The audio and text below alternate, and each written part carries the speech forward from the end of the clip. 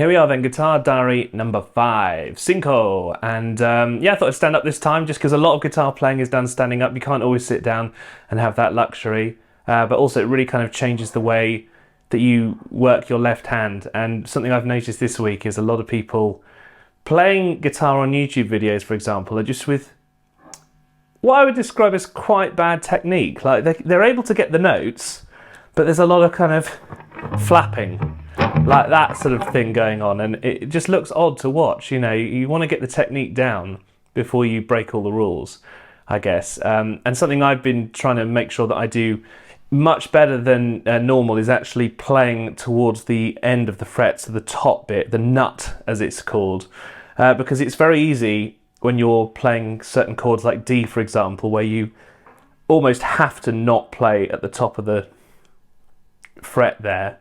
You don't ever play a D chord right on the edge.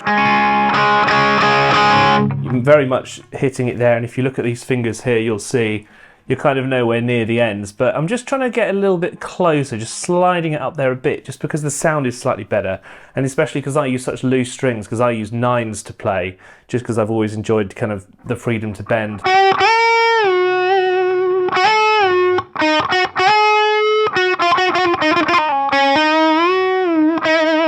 So for me it kind of works, but that means that you have to be even more critical and even more close to the end of the fret when you're playing. So it's so easy to kind of play in the middle here.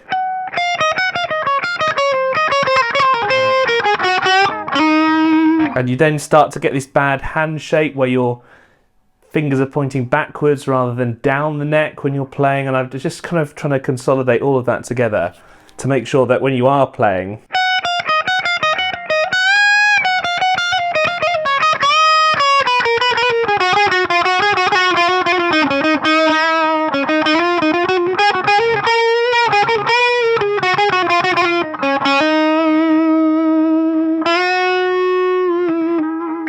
make sure that you're really as close to that nut as you can be. It will just sound a little bit better, and you might be wondering why you're struggling to bend the strings sometimes if you're a bit too low down.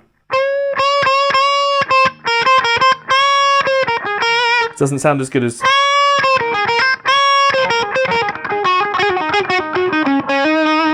You might just find that that helps you out a little bit. So that's one thing that I've been practicing. The other thing is a riff which I'm going to bring to you, which has a lot of wah pedal, and it's very chromatic-y and snaky. It's a slash riff from Apocalyptic Love, the title track of, I think it was the second solo album of his, which was really cool.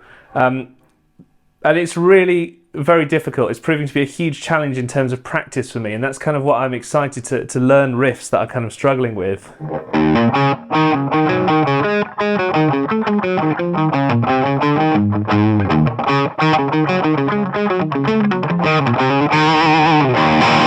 So I'm kind of practicing, and I would say definitely struggling away with that one because it's tough. And then when you stick the wah pedal on, let me just move my old pedal here to somewhere in reach. Don't fall over. It's a bit more like this.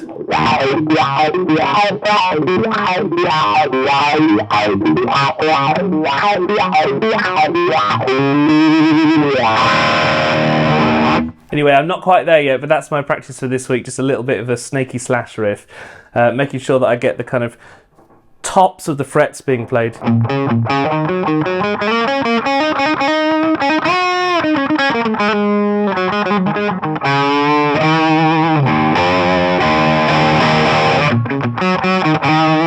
I'm also looking at doing an Ed Sheeran video just to kind of bring it up to speed, a little bit more modern, maybe thinking out loud because it's going through the courts at the moment, so that might be a bit of fun.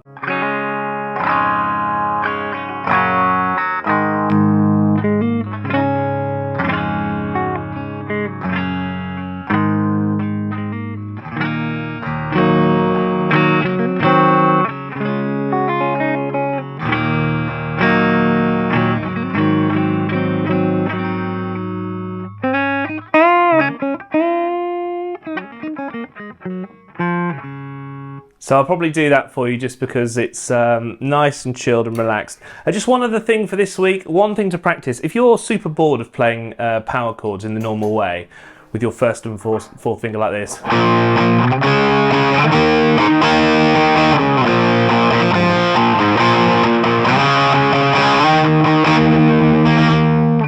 there is a different way that you can do it, which actually turns up in that Slash song that I was talking about, Apocalyptic Love.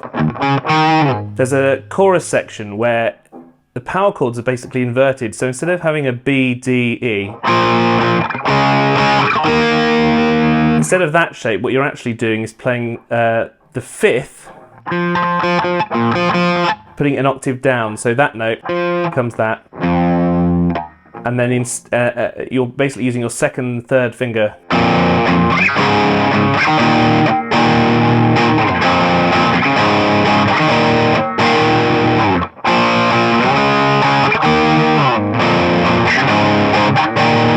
So it has a kind of droney sound to it, which is kind of the intention with this one. You can also stick in a third note here, a major third, if you like, and it kind of makes it even better.